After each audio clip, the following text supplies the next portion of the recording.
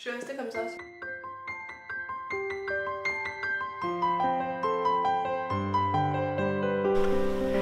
Salut à tous, j'espère que vous allez bien. Aujourd'hui on se retrouve dans une nouvelle vidéo, une petite vidéo pour un update lecture du mois de juin.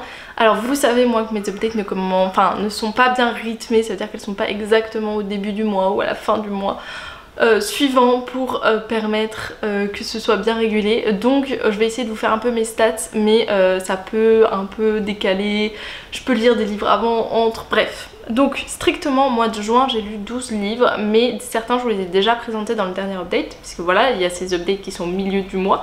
Et là aujourd'hui j'ai combien de livres en tout à vous présenter, parce qu'on a déjà commencé juillet. Je viens de les compter, 1, 2, 3, 4, 5, 6, 7, 8, 9, 10, 11, 12, 13, 14, 15. J'ai 15 livres à vous présenter. Et moi qui voulais encore attendre en mode bon je pars en vacances, du coup je suis obligée de faire cette update, mais je vais attendre avant d'avoir suffisamment de livres. Bah là je pense que j'en ai suffisamment. Donc voilà, j'ai 15 livres à vous présenter et on va commencer directement et on va pas perdre de temps. Donc j'ai 6 livres au niveau papier. En audio j'en ai lu moins. J'ai lu 2 livres en audio et le reste du coup c'est du e-book. On commence tout de suite. Donc le premier livre dont j'ai envie de vous parler dans cette update lecture, c'est Nos constellations de Florence Quentin. On est ici sur de la romance MM adolescente et j'allais dire assez classique, mais en fait pas trop classique justement. J'ai reçu ce livre dans le cadre d'une rencontre Babelio, donc un peu chaque mois l'application Babelio, enfin sur le site internet Babelio, vous avez une page où il vous explique les rencontres auxquelles vous pouvez postuler. Et la plupart des rencontres, vous recevez le livre en avance, vous pouvez le lire et ainsi poser vos questions et ensuite vous rencontrez l'autrice et vous pouvez vous faire dédicacer le livre. Et moi c'est ce que j'ai fait, du coup je suis allée à la rencontre, c'était vraiment bien. Si vous voulez suivre un peu mon parcours là-dedans, même si j'ai pas fait de vidéo sur le moment, il y a un vlog dessus et un vlog aussi de ma lecture de ce livre. Franchement j'ai passé un très bon moment aux côtés des personnages. On est ici sur un roman un peu choral avec plein de personnages qui vont nous parler autour de la relation de deux adolescents. On va être sur l'histoire de Aurélien et Maxence. Donc Maxence, depuis qu'il est tout petit, il n'a pas oublié Aurélien. Ils ont passé un été ensemble à faire un peu les 400 coups. Genre ils étaient petits, ils étaient vraiment meilleurs amis, ils faisaient tout ensemble. Et Maxence avait déjà un gros crush sur lui, sauf que du jour au lendemain ils sont partis, ils sont jamais revenus, la famille de Maxence et Maxence en vacances dans celui-là. Il se passe quelque chose et Maxence demande explicitement cet été-là à revenir dans le lieu de vacances et à revoir Aurélien. Et c'est comme ça que l'histoire commence. De l'autre côté on a Aurélien qui lui n'a pas oublié Maxence, mais qui est pas non plus dans la même démarche que Maxence, justement, de à tout prix vouloir renouer cette amitié. Voilà, lui il a d'autres problèmes aussi, ils ont tous les deux leurs problèmes un peu familiaux, un peu personnels sur leur parcours. C'est l'année du bac, ils ont passé le bac, c'est l'été après. Donc c'est un peu cette histoire là. Franchement c'était une très belle histoire. Comme je vous ai dit c'est choral et ce qui est très intéressant c'est qu'on va voir le point de vue de plein de personnages. On n'a pas juste les deux adolescents, on va avoir les parents. Quelque chose que j'avais jamais vu dans les livres adolescents, d'avoir le point de vue des parents et de qu'est-ce qu'ils pensent de ces deux garçons, de leur vie, etc. Mais pas que les parents des deux adolescents, on a aussi des amis de la famille, des gens qui vont pouvoir croiser, des adolescents de leur âge, les grands-parents à un moment, d'autres personnages que je vous dis pas pour pas vous spoiler, mais voilà, c'est vraiment un roman où on va plonger dans la tête de plein de personnages pour construire cette histoire autour de nos deux adolescents et pour mieux comprendre le contexte. Franchement ça m'a mis les larmes aux yeux, j'ai pleuré un petit peu à la fin, c'est très beau, il y a des thématiques très intéressantes, ça va parler de plein de choses. En fait j'ai pas envie d'en parler parce que ce livre dit pas grand chose on va dire derrière, mais il y a des thématiques très adolescentes, très compliquées aussi. C'est un roman qui est pas si lumineux que ça, il peut être sombre mais c'est toujours voilà accessible. Young adulte, accessible, c'est publié chez Roman Didier Jeunesse, donc franchement c'est très accessible et puis c'est très beau, il y a plein de réflexions sur la vie, sur le futur, sur par exemple le parcours de Maxence, est-ce que ses parents ne veulent pas en fait le laisser choisir, il y a des thématiques comme ça. Il y a aussi le deuil, parce que Aurélien il a perdu sa mère il n'y a pas très longtemps donc c'est très compliqué pour lui, voilà. Plein de thématiques super bien écrites, c'est assez poétique, ça m'a fait penser beaucoup à Aristote et Dante dans le même genre, donc je vous conseille ce livre si vous aimez la romance MM, si vous aimez le young adulte, les thématiques adolescentes, si vous voulez lire un beau livre, je vous conseille de plonger là-dedans. Ensuite j'ai lu comme service presse en e-book Faust McCarthy le tome 1, on est ici sur la romance paranormale comme on en fait assez basiquement. c'est un peu original parce qu'on a une jeune fille qui est un peu coupée de tout, qui est isolée et qui a peur de se faire retrouver par un peu le conseil des créatures paranormales parce qu'elle est hybride. Elle est à la fois sorcière et à la fois un petit peu loup. Et notamment dans sa tête, elle a une louve quand elle rêve et tout ça qui l'accompagne et tout. Et un jour, elle va se retrouver dans sa tête avec un autre monsieur qu'elle ne connaît pas, que Louve, donc son propre loup, connaît. Et elle comprend pas tout et s'ensuit un peu une épopée, il y a une petite romance, c'est mignon, c'est sympathique. C'était assez original parce qu'il y a toute une partie où le personnage masculin, qui est celui qui est dans sa tête, ne peut pas communiquer à part dans sa tête à elle. Et du coup elle prend un peu les rênes de la meute et tout, et c'est très intéressant, j'ai trouvé, de le tourner comme ça. Il y a une petite histoire, c'est sympathique. Si vous aimez la romance paranormale, je pense que ce livre peut vraiment vous convenir. Il y a le tome 3 qui vient de sortir aux éditions Ciblog il n'y a pas très longtemps, c'est pour ça que moi j'ai commencé par le tome 1 et je pense vraiment demander le tome 2 parce que j'ai passé un vrai bon moment.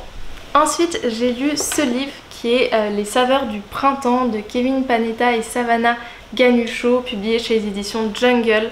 On est ici sur un roman graphique avec des dessins, avec une seule couleur qui est à peu près le bleu. Ça m'a pas gêné, ça m'a pas fait comme dans À force de vivre, où j'avais vraiment eu cette sensation que les couleurs prenaient trop le pas sur le dessin et qu'on avait mis vraiment qu'une couleur. Là ça m'a pas trop choqué. Le dessin est assez simple mais sympathique aussi. On va être sur un été où je me souviens plus du nom des personnages, mais il y a un garçon qui travaille dans la boulangerie de ses parents et on sent vraiment qu'il a pas très envie de travailler dans la boulangerie de ses parents, ça le botte pas tant que ça.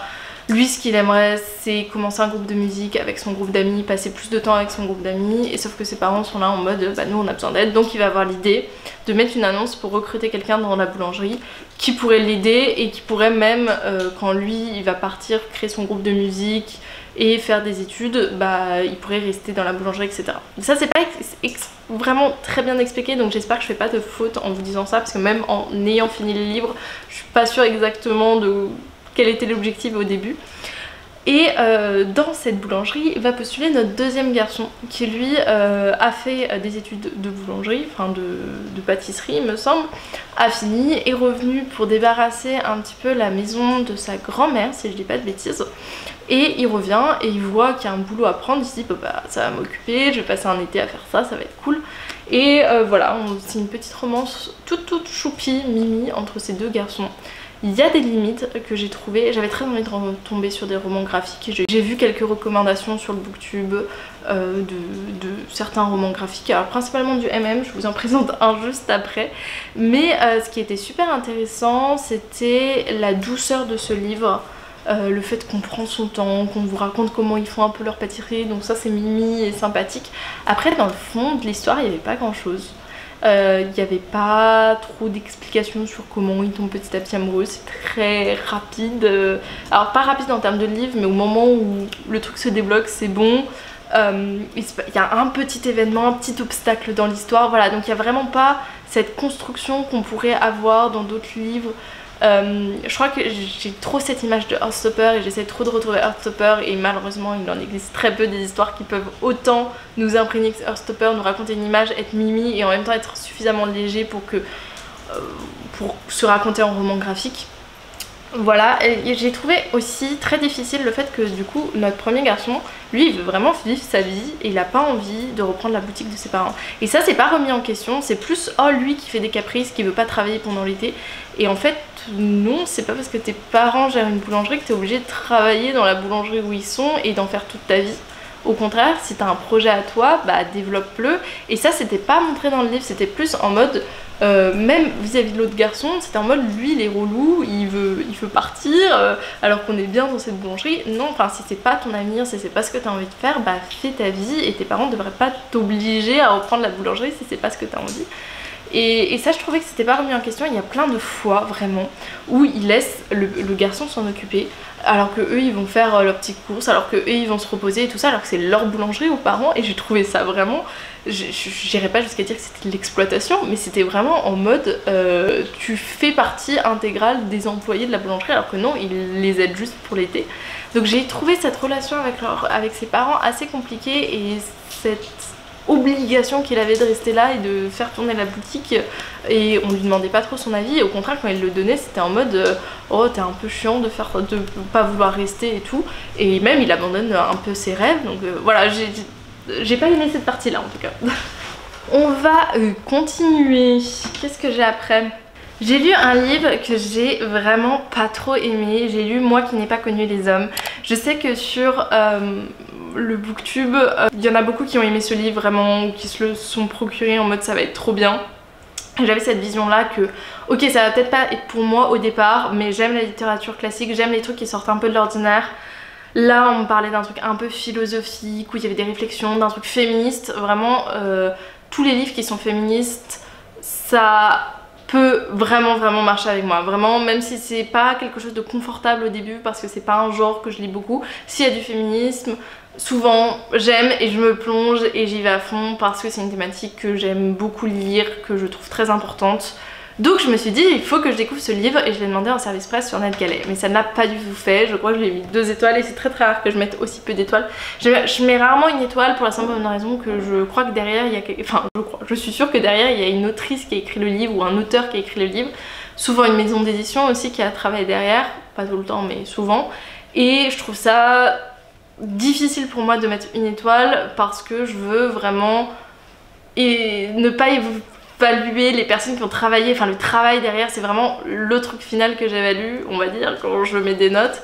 Pour moi, un livre qui a été construit et tout ça, c'est minimum 2 étoiles. Mais après, ça c'est vraiment mon avis et la manière dont je fais les choses. Moi qui n'ai pas connu les hommes, ça ne l'a pas fait. Il y a plusieurs raisons à ça, mais d'abord je vais vous faire un petit résumé. Donc on est avec une jeune femme, la plus jeune d'un groupe de femmes qui sont enfermées dans des cages. Et elles sont nourries, elles ont juste une salle où elles peuvent dormir. Il y a un endroit où elles peuvent, genre des toilettes, mais c'est tout ouvert donc tout le monde peut voir. Et elles sont surveillées par un groupe d'hommes. Et la plus jeune, elle se souvient pas de quand elle était petite, donc elle sait pas si elle est née, enfin elle pense qu'elle n'est pas née dans cette cage, mais elle se souvient pas d'avant. Par contre les femmes avec qui elle est se souviennent de leur vie d'avant, et elles se souviennent pas de comment elles ont été amenées ici et tout ça, donc il y a un gros mystère autour de ça. Et à un moment il va y avoir une situation qui va faire qu'elles vont pouvoir partir de cette situation. Je vous en dis pas plus parce que c'est tout le livre, et franchement si je vous spoil ça, je vous spoil vraiment tout le livre. Après c'est pas, enfin dans ma critique je vais forcément spoiler des trucs, sinon je peux pas vous expliquer vraiment qu'est-ce qui ne l'a pas fait avec moi ce livre. La première chose, c'est pas tant dans l'écriture ni dans le personnage principal, mais à beaucoup de moments je me suis ennuyée. Vraiment des moments où on va répéter les mêmes schémas dans le livre, la même chose, sans avancer dans les récits, sans avancer dans l'intrigue, et c'est long, et tu rames, et les réflexions parfois sont tellement pas en accord avec la situation actuelle que c'est compliqué. J'étais trop contente d'avoir autant de mystères parce que je me suis dit ça va être trop bien, on va avoir des petites résolutions au fur et à mesure et on va comprendre ce qui s'est passé, parce que c'est vraiment tout le truc du livre pour moi, c'était comprendre pourquoi elles sont dans cette situation, qu'est-ce qui s'est passé, est-ce que c'est la fin du monde, est-ce qu'ils ont enfermé des femmes là pour X ou Y raison. Et bah voilà, gros spoil, si vous lisez ce livre vous n'avez pratiquement aucune réponse, aucune, genre vraiment la fin du livre tu n'as aucune réponse sur ce qui s'est passé, tu ne comprends rien, vraiment, même pas une petite résolution, même pas, c'est pas certaines questions de notre personnage principal qui est laissé de côté, c'est vraiment une grosse partie du livre, c'est-à-dire comprendre pourquoi elles étaient dans cette situation, comprendre ce qui s'est passé. Et en fait ce livre c'est vraiment de l'espoir à l'état pur pour te dire à la fin bon bah tu sauras jamais, voilà. Fini. Vraiment c'est... je comprends pas les personnes qui l'ont aimé, je comprends pas ce qu'elles ont aimé dans ce livre. Si c'est les réflexions du personnage principal, je peux comprendre un petit peu. Et pour moi, il n'y a rien de féministe dans ce livre. Ok, c'est un groupe de femmes qui est réuni. Parfois, il y a des réflexions, par exemple, on va parler des règles, on va parler de sujets qui sont vraiment liés aux femmes, et ça, ok. Mais par contre, dans le combat féministe, d'égalité, tout ça, je comprends pas trop.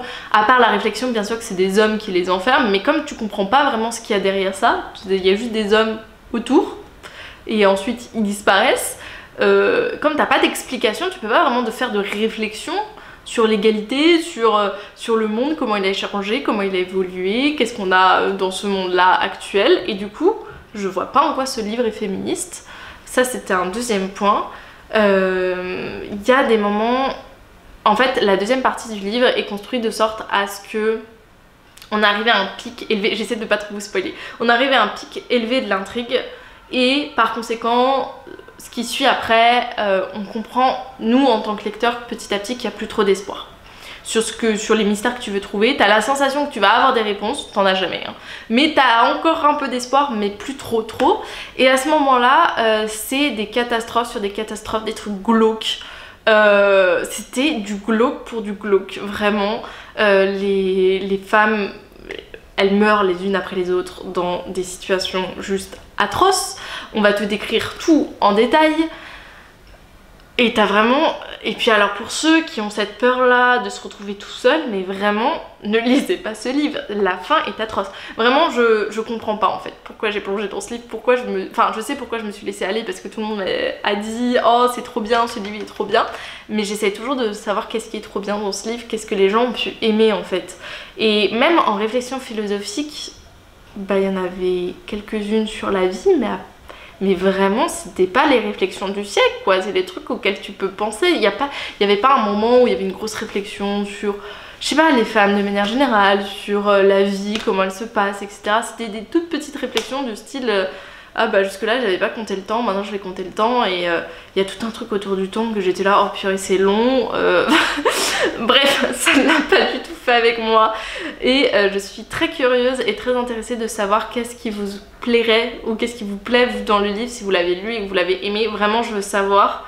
Et si vous donne envie aussi, dites-moi pourquoi il vous donne envie. Moi, je sais pourquoi il me donnait envie à la base. Il y avait cette thématique un peu féministe, mais voilà, je l'ai pas trouvé, malheureusement. J'ai lu ensuite en livre audio et je suis trop contente, c'est vraiment une grosse réussite, je lui ai mis 5 étoiles. C'est La Mandragore de Cristal, le tome 1. On est là sur de la pure fantasy, ne vous laissez pas tromper comme moi. Alors moi c'est la couverture, mais peut-être que vous, ça vous fera pas ça. Et puis même la quatrième de couverture, j'ai cru qu'on tombait dans une romantécie. Alors il y a de la romance, il y a un aspect romance, mais qui est pas prédominant. Pour moi c'est pas de la romantécie, c'est vraiment plus de la fantasy adulte.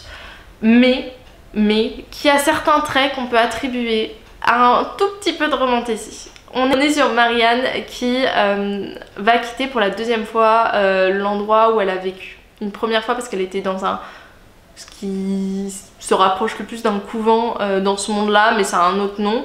Elle était un peu orpheline et puis il y a une personne qui était âgée, qui a perdu tous ses enfants, qui est très haut dans l'échelle sociale, qui va l'adopter et elle va partir, donc être éduquée pour être mariée et avoir une bonne position sociale. Et il y a le fils du Jarl, donc le Jarl c'est un peu comme un comté, qui va venir pour l'épouser. Il est très froid, il est très distant et ils vont un peu faire le voyage jusqu'au comté dans lequel ils sont, avant de devoir repartir pour aller à leur destination finale, là où ils vont tous les deux avoir leur domaine à eux et régner sur leur domaine.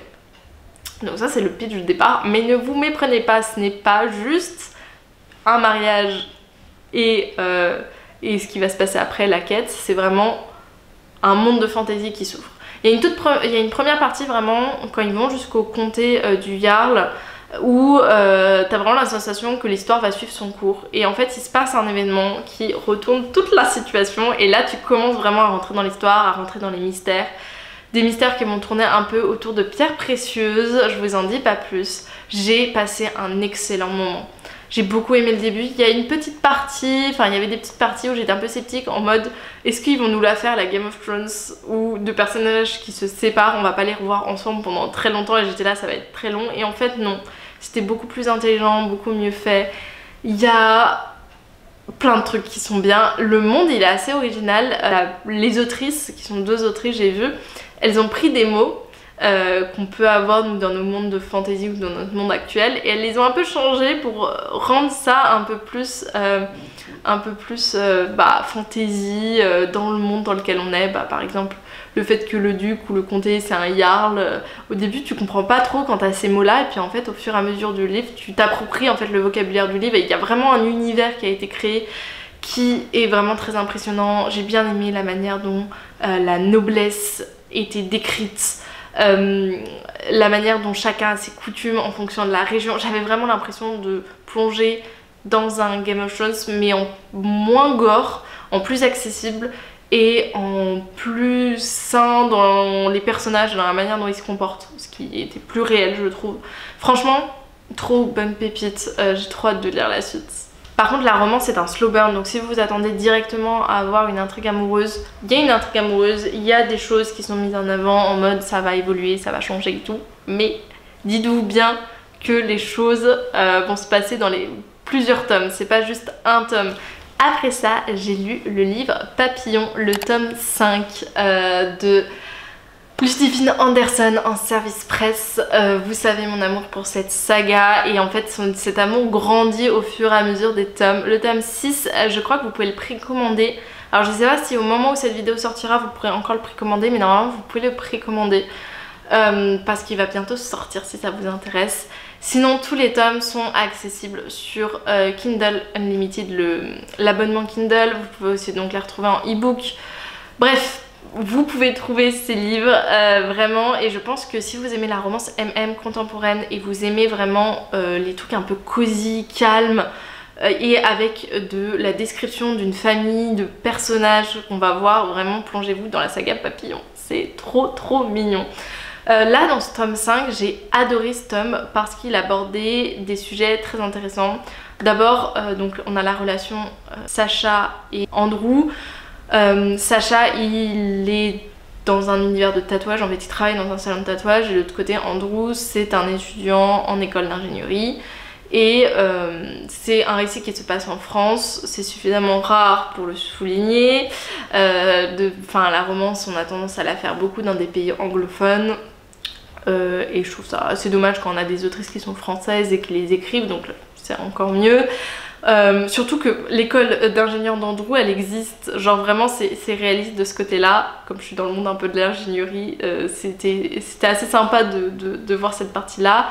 Là on est dans une autre étape de leur relation où ils vont créer un peu cette intimité l'un envers l'autre, et on va avoir aussi tout ce qui est retour de relation de Sacha, qui a une relation pas très saine avant Andrew et c'est très compliqué pour lui.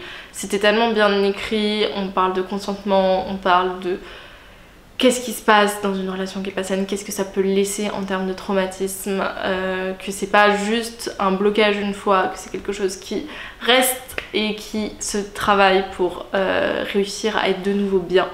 Et très bien écrit comme d'habitude. J'ai retrouvé ce côté un peu cosy. Il y a des personnages secondaires qui commencent à avoir leur petite relation. Il y en a un que j'attends, mais voilà, avec beaucoup d'attentes en fait d'un couple en particulier. Puis il y en a d'autres aussi qui se développent, c'est Mimi, c'est Choupi. Et chaque personnage a vraiment son caractère, sa propre histoire, et l'autrice le décrit bien, chaque personnage, chaque histoire. Et en fait tu les suis. Du début jusqu'à la fin, tu les suis, et j'ai encore plus envie de les suivre. En fait j'ai envie que cette saga ne finisse jamais, et je crois que le tome 6 c'est le dernier tome, si je dis pas de bêtises. Après il y aura peut-être des spin-offs et tout ça, mais je crois que c'est le dernier tome, donc ça m'effraie un peu.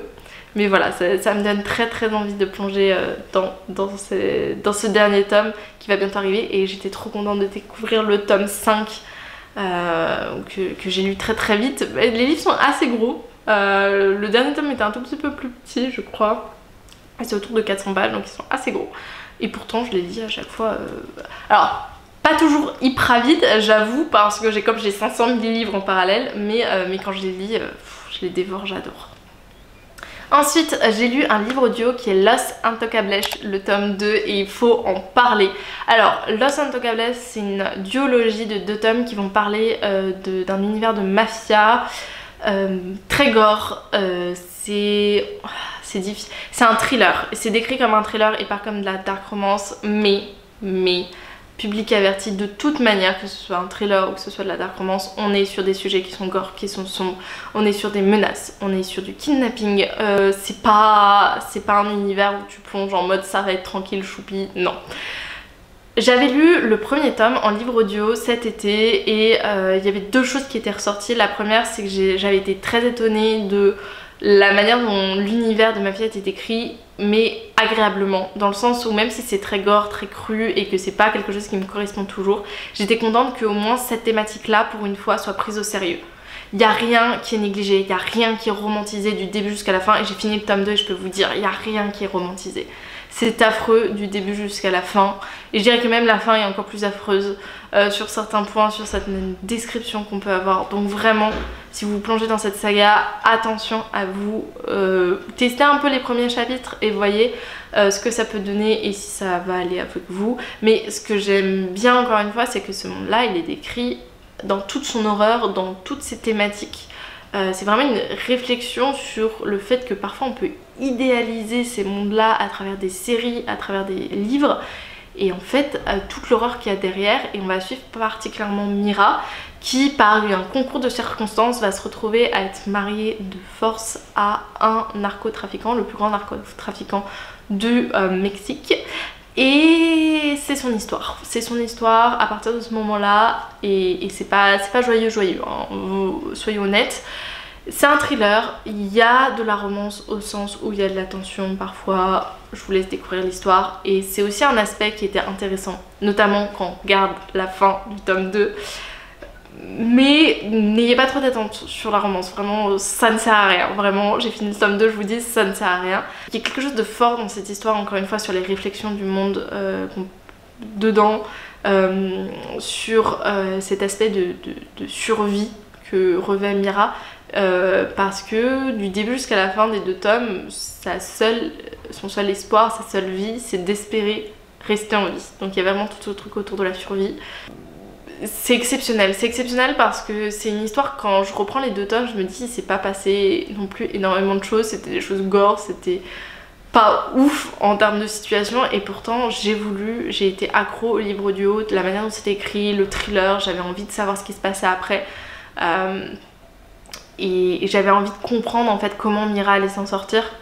Et c'est tout le truc autour de ça. J'avais envie de savoir aussi si finalement elle allait vraiment se rapprocher de son mari, si ça allait bien se passer, comment ça allait être traité. Et aujourd'hui je l'ai fini et je peux vous dire, c'est à la fois la meilleure fin pour ce livre, c'est la fin qu'il faut, et à la fois c'est frustrant parce que on t'a construit un truc depuis le début et en fait on te dit non là tu t'es égaré, en fait t'as pas compris le monde que je t'ai décrit, t'as pas compris à quel point c'était horrible, ça pouvait pas finir comment tu voulais que ça finisse.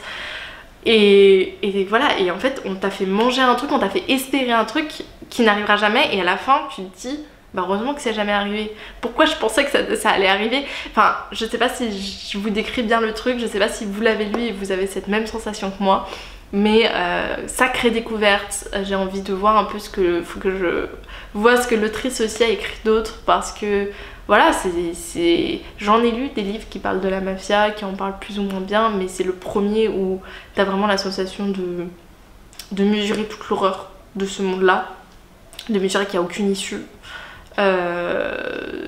de vraiment être plongé de façon plus réaliste, mais plus gore aussi. Et voilà, c'est un peu Game of Thrones des temps modernes où t'as aucun personnage qui est parfait, ça c'est clair. J'ai lu également un service presse, et vous l'avez potentiellement vu, de Gris et d'Or, j'arrive jamais à le dire, oui c'est ça, de Gris et d'Or de Iris Blackley. Je l'ai eu des éditions Bookmark en service presse sur NetGalley, et c'était un e-book où on est là dans un monde fantastique où on a deux types de populations, on a les gris et les ors. Les gris qui n'ont pas de pouvoir, les ors qui ont un pouvoir mais qui est incrusté à travers un diamant, et je crois que leur diamant est sur leur front si je dis pas de bêtises, et ils ont plein de pouvoirs différents. Et notre protagoniste principale, elle a un pouvoir qui crée des ombres, donc en gros elle est à la cour et elle fait des spectacles, et en fait elle s'est construit cette réputation depuis qu'elle est petite.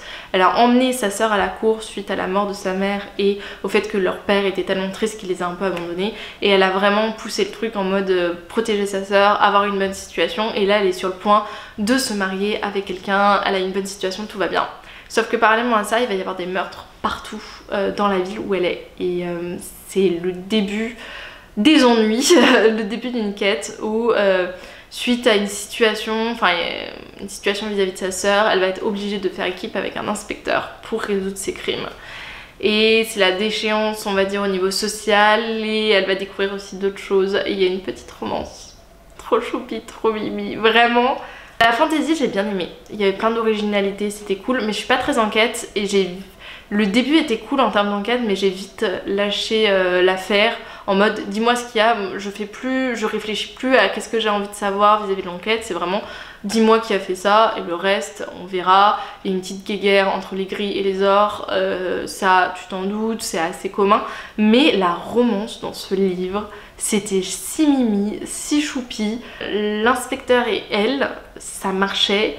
Il y a eu plein de phrases en fait vraiment où ils parlaient un peu de leurs sentiments et souvent je suis là en mode c'est assez cucu. Là il y avait des trucs vraiment j'avais envie de souligner la phrase en mode ouais c'est bien écrit et ça montre des choses sans dire trop, et il y avait un truc dans l'écriture que j'ai beaucoup aimé. Et j'ai bien aimé les relations entre les personnages, la relation qu'elle a avec sa sœur, toute l'histoire un peu autour de la noblesse, du fait que est-ce qu'il faut être dans ce monde là et aveugle au monde qui nous entoure et avoir cette bonne situation, être bien vu du roi et de la reine, ou est-ce que être un peu en déchéance c'est t'ouvrir aussi d'autres portes peut-être. Je vous laisse découvrir ce livre s'il vous donne envie. Ensuite, vous l'avez certainement vu potentiellement dans un vlog, donc n'hésitez pas à aller le voir avant de voir mon avis final sur ces 3 livres. J'ai fait un petit vlog sur les romances MM et c'est mon copain qui a choisi mes lectures, donc il m'a choisi ces 3 lectures parmi toutes mes lectures de juin qui étaient pratiquement que de la romance MM, et comme vous avez vu j'en ai pas lu trop jusque là, donc j'étais en mode il faut que j'en lise, même si j'aurais pas le temps de lire toute ma pile à lire, il faut que j'en lise. Et donc j'ai pu découvrir un tout premier L'Océan dans ses yeux de Méoni Swan. Donc ça, on est sur de la piraterie en romance MM adulte où on va être avec un jeune capitaine anglais qui travaille pour les Anglais tout simplement, et qui a une promotion, sauf que dans cette promotion il doit mener une mission avec un pirate qui s'appelle Jack. Il s'appelle Jack? Oui, il s'appelle Jack. Avec un pirate qui s'appelle Jack et qui est sur le Devil's Pearl. Donc il y a une grosse inspiration du Pirates des Caraïbes, mais franchement c'est un gros plus à cette histoire. Il y a des citations de temps en temps de Pirates des Caraïbes, il y a un peu une vibe, mais on reste quand même dans cette réécriture où on a une romance MM entre nos deux. Ils sont trop mignons, trop choupis. Vraiment c'est mignon en fait, c'est mignon, et en même temps on est dans le monde de la piraterie. C'est suffisamment rare d'avoir un livre qui parle de piraterie, de romance MM ensemble, donc ça c'était vraiment bien. Il y a des retournements de situation, il y a des trucs auxquels je ne m'attendais pas, et surtout il y a de l'action, tu t'ennuies pas vraiment, les chapitres se succèdent et puis voilà, et puis tu termines le livre et t'es en mode mais c'était trop cool, genre j'ai passé un trop bon moment aux côtés des 2 personnages. Donc si vous voulez de l'action, de la romance trop choupi, trop mimi, alors il y a pas mal de scènes explicites, on est sur de l'adulte. C'est bien écrit, c'est bien inséré dans le livre, Méoni Swan elle les écrit très bien ces scènes là, mais attention, ça peut ne pas plaire à tout le monde. Voilà, donc j'ai passé un trop bon moment, et je crois que j'ai une petite nouvelle que l'autrice nous avait passée en tant que partenaire, parce que celui-là du coup je l'ai acheté avant d'être partenaire de Méoni Swan, du coup je l'ai découvert là en brochet, mais je crois que j'avais une nouvelle qui suivait ça, soit sur les personnages principaux, soit sur la suite. Faudrait que je la lise, je crois que je l'ai sur e-book, je vous en reparlerai de la nouvelle si je la lis prochainement. Ensuite, j'ai découvert dans ce vlog Océan, et ça c'est la grosse découverte de ce vlog. Alors en fait j'avais eu pas mal d'avis négatifs, donc avant de plonger j'étais en mode peut-être que ça va pas me plaire. Il y a beaucoup de gens qui comparaient Océan à un autre livre que j'ai dans ma palle mais que j'ai pas encore lu, qui est Unfair, en disant que c'était à peu près la même chose. Sauf que Unfair est sorti après, donc moi j'étais là en mode je vais les lire dans le bon sens, et en fait moi j'ai beaucoup aimé Océan. On a 2 personnages, on a Adam qui se fait harceler à la fac, qui a les meilleures notes mais qui a de plus en plus de mal à être bien dans sa vie tout simplement, voilà, qui se fait harceler, qui n'a pas trop de potes. De l'autre côté on a Jam, et Jam lui c'est un garçon assez mystérieux qui parle pas beaucoup, qui fait beaucoup de sport, qui est le 2e, enfin genre il travaille vraiment bien, et ils vont être amenés à se rapprocher avec un ami en commun, enfin un nouveau ami pour Adam et un des meilleurs amis de Jam, qui va un peu les rapprocher sans réellement les rapprocher. Ils sont attirés l'un par l'autre au milieu de ces problématiques que chacun a sa propre histoire et a ses propres difficultés. Et c'est sombre, vraiment c'est très sombre comme livre. Public averti, c'est plutôt adulte, c'est pas adolescent. La couverture peut penser que c'est adolescent mais ça ne l'est pas, il y a des thématiques assez difficiles. Si vous regardez mon vlog, je vous énonce un peu les trigger warnings de ce livre. Je vais pas le refaire ici mais je pense que vous pouvez les retrouver avant de vous plonger dans ce livre. Mais voilà, j'ai beaucoup aimé. Pourtant il est super gros ce livre, c'est écrit plutôt petit et je l'ai vraiment lu en 2 jours. Donc je pense qu'il faut en parler. Je pense qu'il faut en parler de ce que c'est. J'ai beaucoup aimé la manière dont c'était finalement écrit, la manière dont les deux personnages interagissaient entre eux, les thématiques qu'on peut avoir, le fait que tu as vraiment envie que la situation vis-à-vis d'Adam disparaisse et qu'il soit enfin bien, que tu as envie de comprendre aussi, ça c'était un truc, les mystères de Jem, parce que Jem il est vraiment très mystérieux, mais moi en tant que lectrice je voulais savoir qu'est-ce qu'il y avait dans sa vie, et du coup tu es obligé de suivre Adam du début jusqu'à la fin pour comprendre qu'est-ce qui se passe dans la vie de Jem. Leur relation elle est pas facile, elle est pas évidente, il y a des embûches, et franchement c'est un livre qui est réussi. La fin est un peu rapide dans le sens où directement une fois qu'il se passe un événement, Jem directement il va ouvrir ses sentiments, il va un peu tout dire, tout va bien, il va être tout d'un coup très compréhensible, tout ce qu'il n'était pas avant, et finalement ça manque un peu de réalisme sur ce point là.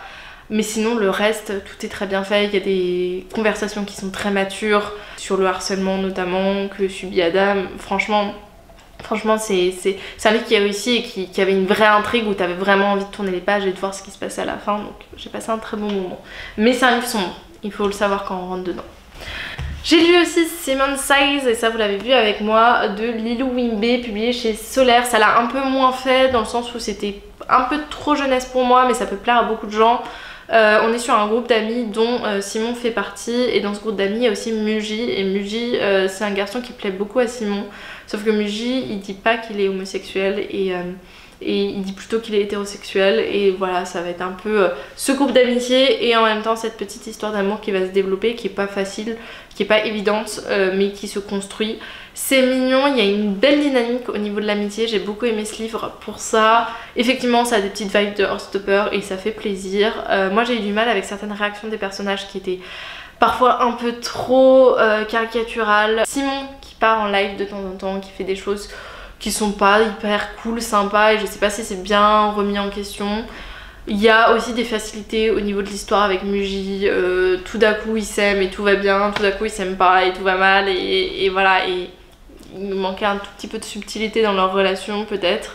C'est des thématiques assez classiques dans la romance adolescente MM, il y avait pas non plus énormément de choses originales, mais je me suis laissée surprendre par la fin, qui était mimi, qui était touchante, et le fait notamment que visiblement il y aura un tome 2 ou une suite à cette histoire, et à voir si je plonge dans le tome 2. On continue, je vous assure, c'est bientôt fini. Oh purée, j'ai déjà 40 minutes de rush. Ok, ça va le faire. J'ai lu ensuite les 2 tomes de Méonie Swan. Encore une fois, elle a sorti ce mois-ci une nouvelle biologie. Ce mois-ci, le mois dernier. C'est Libère-moi de cette prison. Donc attention public averti, on est sur de la dark romance. On est aussi sur de l'omégaverse, adulte, scène explicite. Et on est sur de la dark romance pas tant dans le couple entre eux, c'est pas sain. Au contraire, le couple principal est plutôt sain. C'est plus un des 2 personnages qui subit des trucs très atroces et très horribles, notamment dans le premier tome. On a d'un côté Zachary qui est un oméga. Donc dans les omégaverses, les omégas c'est souvent ceux qui sont opprimés. Et il s'est fait enfermer par un alpha qui s'appelle Owen et qui le prive vraiment de tout, de sa liberté et tout. On est vraiment sur une relation qui est très toxique. Sauf que Owen il a une emprise un peu sur le monde qui est très forte. C'est un chef d'entreprise, il a des vues un petit peu au niveau politique et tout, il a beaucoup d'argent, bref. Et Zachary il est vraiment dans cette situation où il est opprimé, et un jour il va tomber sur un autre alpha qui s'appelle Arthur. Et Arthur va sentir que c'est son âme sœur, que c'est son oméga, et que son oméga est son alpha. Et sauf que bah il sait pas que derrière ce Zachary il est enfermé, que ça va pas du tout. Et du coup il va vouloir un peu le libérer, et c'est un peu ces 2 tomes là. Ça se lit très rapidement. C'était vraiment addictif. Moi j'ai toujours ce truc dans les mondes un peu gore et glauque. Il y a un peu ce truc de thriller où t'as vraiment envie de savoir la suite et t'as envie que le personnage qui se fait maltraiter il soit libéré et que tout se passe bien à la fin. Donc vraiment c'était bien fait de ce niveau-là. Leur relation aux deux, donc Arthur et Zachary, était mimi choupi. Dans le tome 2 il y avait des sentiments qui étaient très rapides pour moi et surtout une confiance de Zachary parfois que j'ai trouvé un petit peu trop en mode il s'est fait maltraiter pendant tout le premier tome, tu l'as vu vraiment se faire maltraiter, t'as la sensation que ok il garde des séquelles mais pas tellement finalement, et moi j'avais envie de voir un peu, finalement dans la relation c'est lui qui est le plus à l'aise. Et moi j'avais peut-être envie de voir un peu plus cette reconstruction, mais j'ai passé un très bon moment, j'ai juste mangé les livres. Les Omegaverse j'en ai pas trop l'habitude et je pense quand même que malgré les quelques petites expériences que j'ai pu avoir, on reste dans le thème habituel de l'Omegaverse où on va parler de discrimination entre les différentes castes de la population et de ce qui peut se passer et voilà, c'était vraiment cool. Enfin quand je vous dis je les ai mangés très rapidement, c'est à dire que j'ai lu les 2 tomes en un week-end, voilà. J'ai lu ce petit roman graphique, donc toujours j'ai essayé de chercher des petits romans graphiques mignons en romance, et là c'est de la romance MM paranormale où on a une relation entre un djinn et Jean, si vous voyez pas, un peu comme dans Aladdin, c'est les génies là qui exaucent un peu les vœux. Et de l'autre côté on a un vampire dans une famille assez riche. C'est dans un monde où en fait t'as 2 mondes parallèles, t'as notre monde à nous, le monde réel, et t'as le monde des créatures surnaturelles, et notre Jean il est nouveau dans le monde des créatures surnaturelles et il va décider de s'inscrire à une école de magie, et il va rencontrer son voisin dans un bar, ils vont s'embrasser un peu comme ça, tu sais pas trop pourquoi, et puis ensuite ils vont nouer une amitié, et c'est vraiment une introduction. C'est peut-être un peu ce qui était dommage dans ce roman graphique, c'est que c'est vraiment que le début, on pose les bases de l'histoire et il se passe pas grand chose après. Donc il faut voir le tome 2 et voir la suite si ça va me plaire. J'ai beaucoup aimé aussi qu'on suive pas que nos 2 premiers personnages, on suivait aussi d'autres personnages, notamment les amis de notre vampire qui sont des personnages féminins qui ont un peu toute leur propre histoire. Il y en a une qui enchaîne un peu les dates et elle se pose jamais vraiment pour savoir ce qu'elle veut dans la vie. Et voilà, on suit un peu tout ça et franchement c'était choupi, mignon.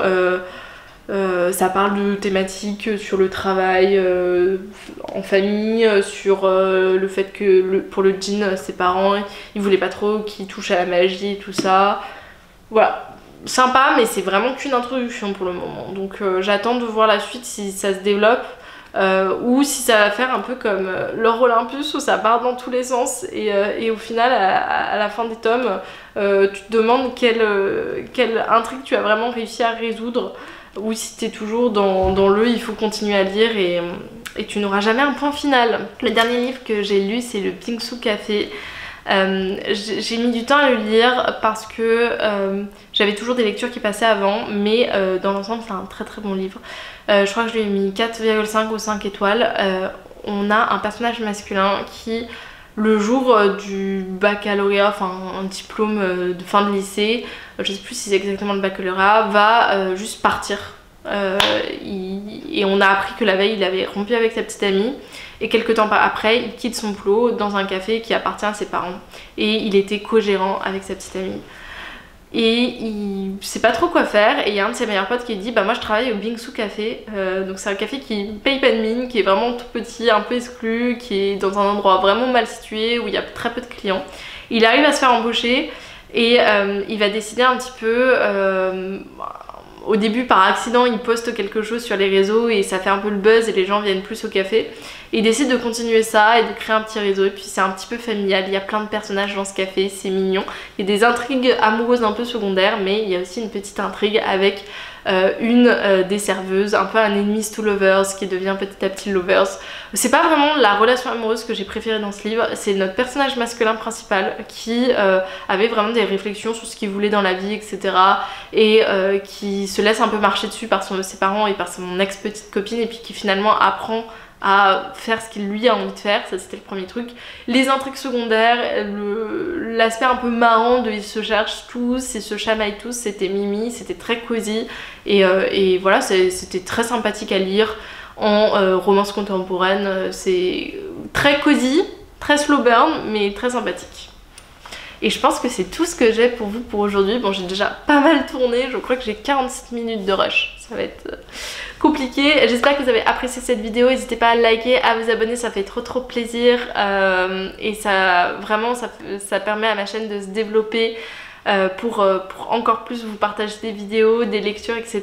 Donc n'hésitez pas à mettre des commentaires, n'hésitez pas à liker, n'hésitez pas à vous abonner. Et sinon je vous dis à la semaine prochaine pour une autre vidéo. Salut!